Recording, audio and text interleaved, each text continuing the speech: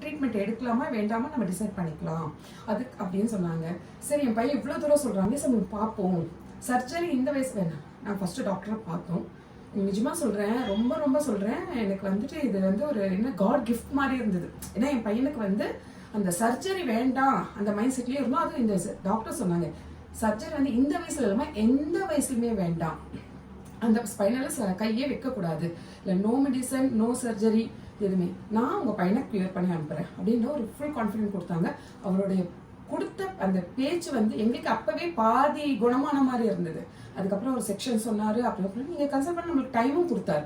உடனே நீங்க பண்ணிதான் ஆகணும், இல்லை இப்படி ஆயிடும் அப்படி ஆயிடும் எந்த ஒரு இதுவும் இல்லாம எங்களுக்கு டைம் கொடுத்தாரு. நீங்க கன்சல்ட் பண்ணிட்டு பொறுமையா கூட வாங்க, பட் இதுதான் மெத்தட் அப்படின்ட்டு எங்களுக்கு ரொம்ப அழகா நீட்டா ரொம்ப டைம் எடுத்து.